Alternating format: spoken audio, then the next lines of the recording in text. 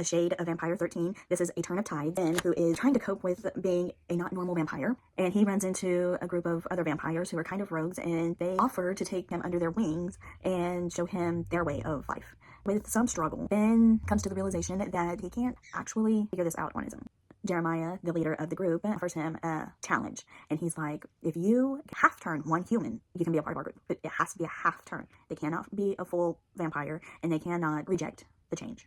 So Ben is like, how do you do that? And all Jeremiah tells him is, you need to stop before you think you've started. What? What does that mean? Huh? Meanwhile, Rose has been captured by ogres due to Honora's helpful assistance. And the worst part is, Caleb is not looking for her at all because he believes her to be extinct. Rose, gets really close to her ogre handmaid and realizes that Bella, the ogre, is just as much a victim as she is. So in order for Rose to be able to go anywhere, in Rose's good conscience, Bella needs to come. We need to get Bella away from this situation. Things happen and unexpected war starts. That brings along dragon. In all of the chaos, Bella gets stolen by a dragon, and Rose gets captured herself. When this dragon is flying to Dragonland, he, along the way, kind of drops Rose on top of a hill. And first thing she does is, you know what, there's water behind me. I have nothing to travel the water in, so land before me it is, and goes down the hill. And then she comes up on a swamp. She comes up across an alligator that looks like a log until its eyes open and comes after her. So she runs back up the hill and is like, you know what, can't go down that way, don't go towards the swamp. Okay, got it. And then she starts walking, pacing, and she hears this chanting. She hears voices. She's like, you know what, there's people, I hear voices, I'm gonna follow that. And comes up on a crater. And she's like, voices are getting louder, that's a good thing, let's follow the voices. She looks down into the crater and sees this liquid. And she's like, okay, that's weird, a type of liquid. And it's not, obviously not water, so what is this liquid? And then she sees a group of people off to the side in, you know, hooded clothing, and they're the ones chanting.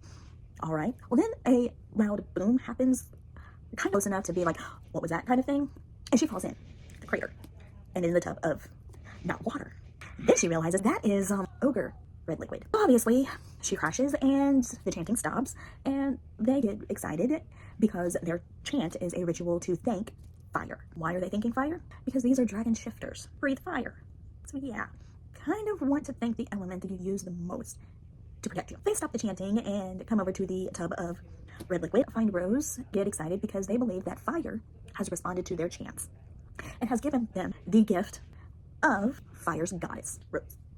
Reincarnation. Rose is a princess of the vampires, so she's not really a goddess quite yet. And that is a problem. But not yet. Because since the leader of the dragons is with them chanting and performing whatever, he instructs one of his men to escort Rose to her quarters and keep her happy, keep her content. Rose is like, you know what, let's see how far we can push this. And she starts ridiculous suggestions, which they oblige by. Hey, I want to go for a walk. Okay. Hey, I want to tour the kingdom. All right, which way do you want to go? Let's go to the prisoners. Sure. Still no Bella. I'm like, okay. Well, let's go to the court. Start heading that way, and then we hear her. Yeah, we hear Bella, finally. And she's like, wait. She looks around, and she spots her, and she's like, that one. I want that ogre right there. And this dragon is like, you know what? Sure.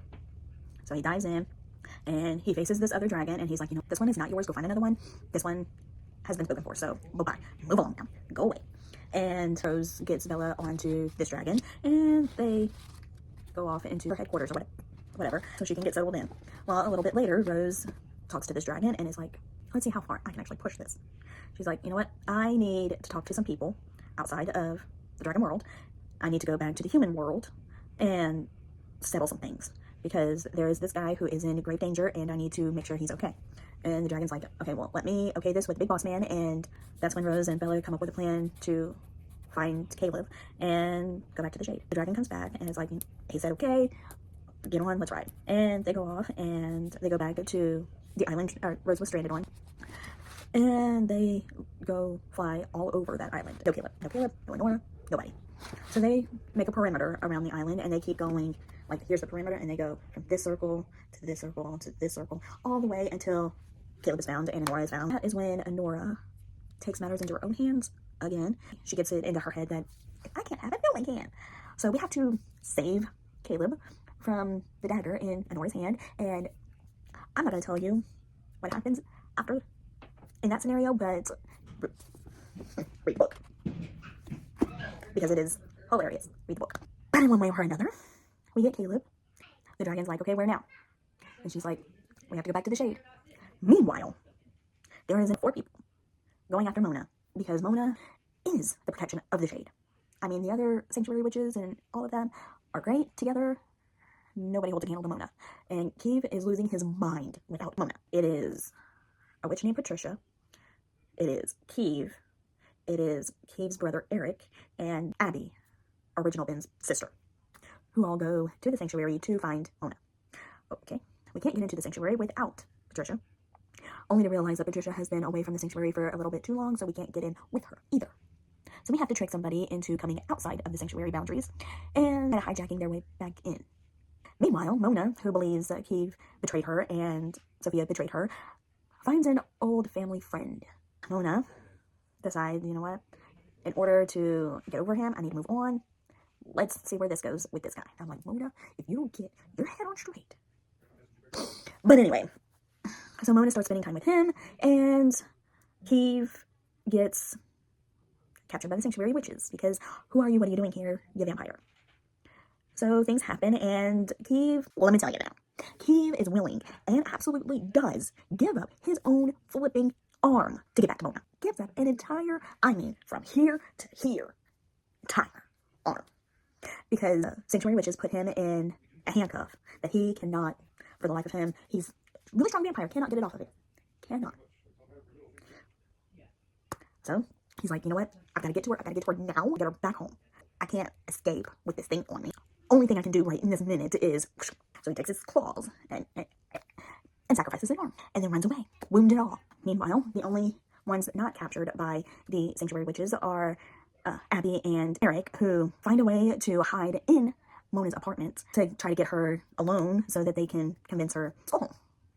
Because that's the whole plan anyway, is 1, find Mona, 2, convince Mona that the thing she thinks she saw didn't actually happen. That was just a hallucination or a vision, or, 3, Keeve actually is madly in love with you, so it could never ever happen. And 4, please come back home. So yeah, that's the entire plan of getting Mona back.